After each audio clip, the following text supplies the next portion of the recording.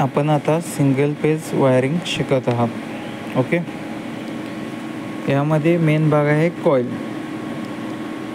Starting wiring आणि running wiring. Okay, तर coil म्हणजे काय?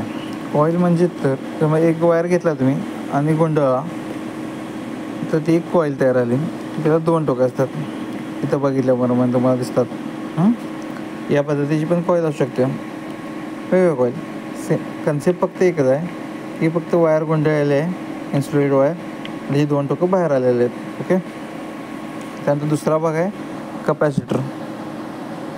कपॅसिटरला 2 टोकं असतात, इथं बघितलं असतं कपॅसिटर. ओके, तर काय करायचं आहे आपल्याला, कपॅसिटरची एक टोक आहे ना एका कॉईलच्या सप्लायला जोडायचं आहे. ओके, आणि दुसरं टोकाला फेज द्यायचा आहे. मी तर डायग्राम करून दाखवतो तुम्हाला. एक आपले कॉईल आहे स्टार्टिंग कॉईल.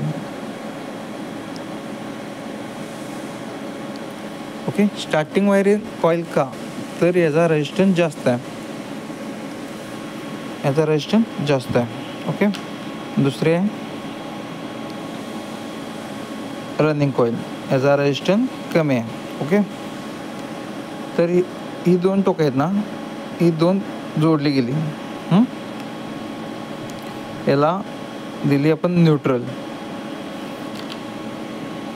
ओके, आणि आपला इथं कपॅसिटर आहे. कपॅसिटरला 2 टोकं आहेत, मगाशी सांगितल्याप्रमाणे. इथं तुम्ही बघितलं असला 2 टोकं आहे. त्यातलं एक टोक दिलं फेजला, त्यातलं एक टोक दिलं स्टार्टिंग वायरिंगच्या कॉईलच्या एका टोकाला, दुसरं टोक न्यूट्रलला जोडले.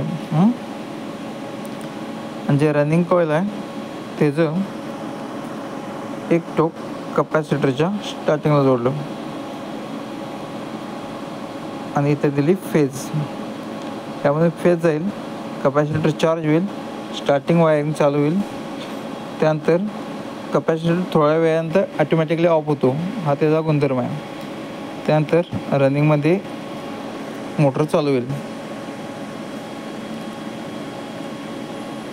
असं का करतो आपण, तर मोटरला स्टार्टिंग टॉर्क हा जास्त लागतो, तेव्हा आपण स्टार्टिंग वायरिंगचा रेजिस्टन्स जास्त वापरतो आणि त्यामध्ये एक कपॅसिटर वापरतो.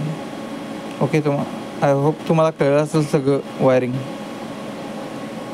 तुम्हाला कळलं आहे कॉईल म्हणजे काय, तुम्हाला कळलं कपॅसिटर म्हणजे काय, आणि जी जोडणी अशा पद्धतीने करा. ओके, स्टार्टिंग वायरिंगचा रेजिस्टन्स जास्त